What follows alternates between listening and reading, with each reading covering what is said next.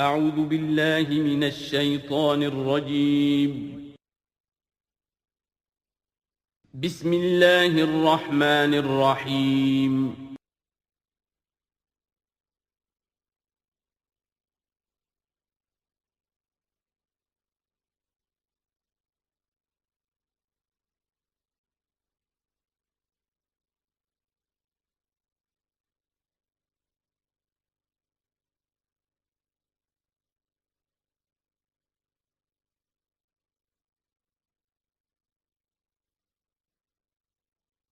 اعوذ باللہ من الشیطان الرجیم بسم اللہ الرحمن الرحیم ودخل معه السجن فتیان قال احدهما انی ارانی اعصر خمرا وقال الآخر انی ارانی احمل فوق رأسی خبزا تأکل منه الطیر منه نبئنا بتاویلہ انا نراک من المحسنین صدق اللہ العظیم۔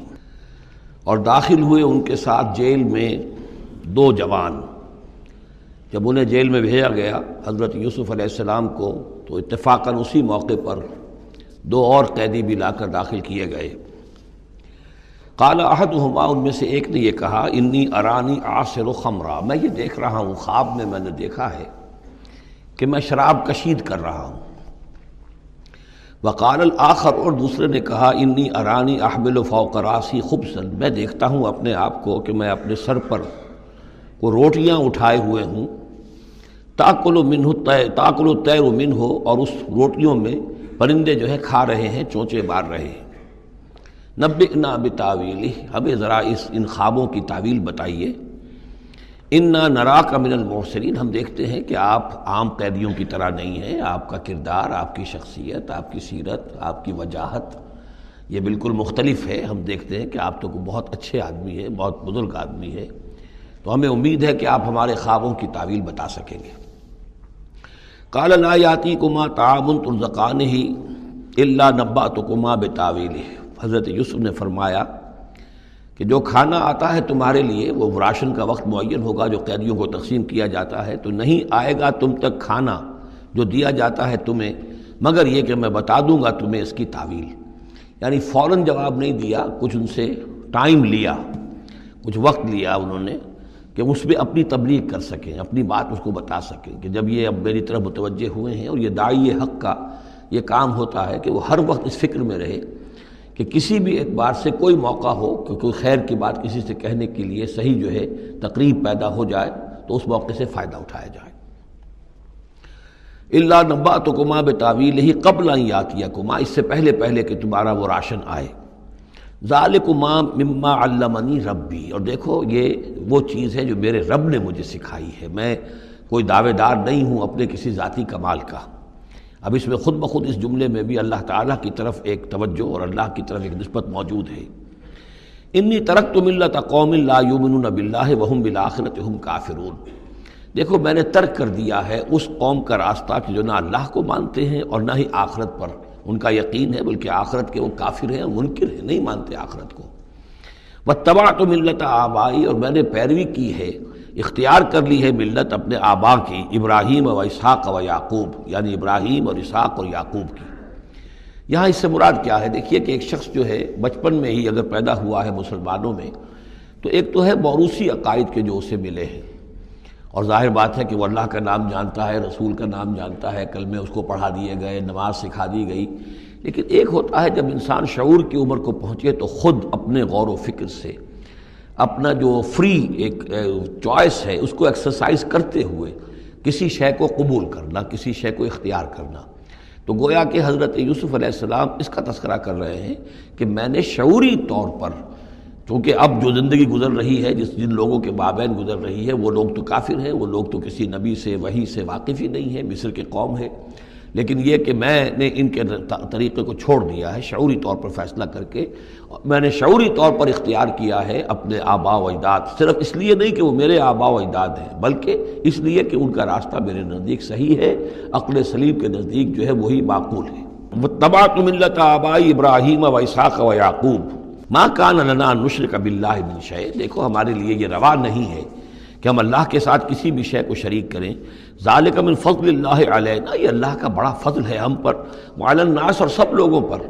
اللہ نے تو انسانوں کو اشرف المخلوقات بنایا، اور یہ کہ انسان جو ہے اللہ کے سوا کچھ اور چیزوں کو کہ جنہیں اللہ نے انہی کی چاکری کے لیے پیدا کیا ہے اپنا معبود بنا لے. ولیکن اکثر الناس لا یشکرون، لیکن اکثر لوگ شکر نہیں کرتے، شکر گزار نہیں ہوتے.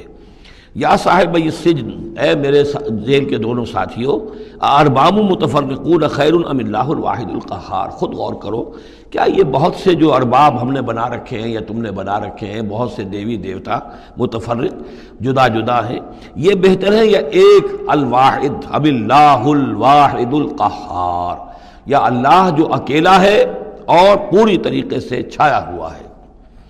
ما تعبدون من دونہ الا اسماء سمیتموها انتم وآباؤکم، نہیں پوچھتے تم اس کے سوا دیویوں اور دیوتاؤں کو مگر یہ کوئی شے نہیں ہے، یہ کچھ نام ہے جو تم نے رکھ لیے ہیں، تم نے بھی اور تمہارے آباء و اجداد نے بھی.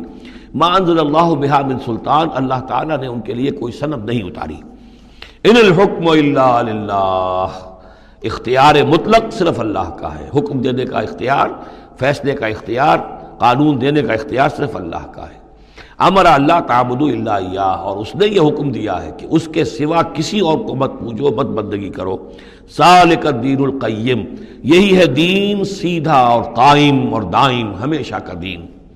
ولیکن اکثر الناس لا یعلمون، لیکن اکثر لوگ علم نہیں رکھتے.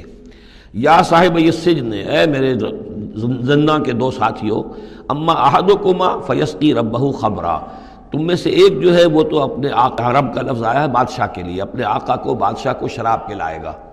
یہ پہلے بھی ایک شخص تھا، ساقی تھا یہ بادشاہ کا، لیکن یہ کوئی اس کے اوپر الزام لگا، اس الزام میں اس کو جیل بھیج دیا گیا، لیکن اس کے بعد یہ بری ہو گیا، ری انسٹیٹ ہو گیا اپنی پوزیشن پر، اور اس کی خبر دے دی حضرت یوسف علیہ السلام نے اس کے خواب کے حوالے سے کہ آصر و خمرہ، میں دیکھ رہا ہوں کہ میں شراب کشید کر رہا ہوں. تو آپ نے اس کی تعویل یہ کی کہ تمہارے خواب کا مطلب یہ ہے کہ تم رہائی پا جاؤ گے، اور پھر تم اپنے بادشاہ کے پاس جا کر، آقا کے پاس وہی خدمت جو ہے ساقی گری کی تم کرو گے.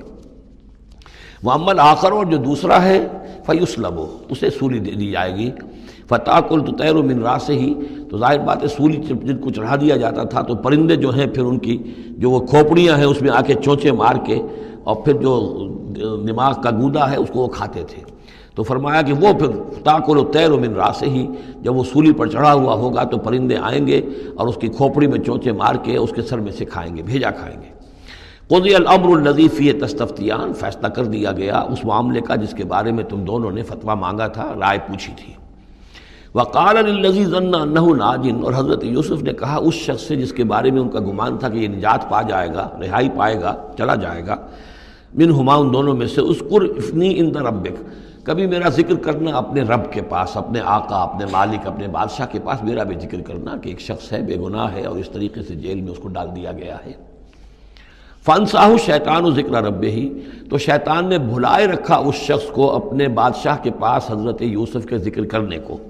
فلبث فی السجن بضع سنین، تو حضرت یوسف رہے اس جیل کے اندر کوئی کئی برس تک. بضع کا لفظ عربی زبان میں 9 تک پر آتا ہے، 10 سے کم تر، تو 2 3 4 5 6 7 8 9 تک.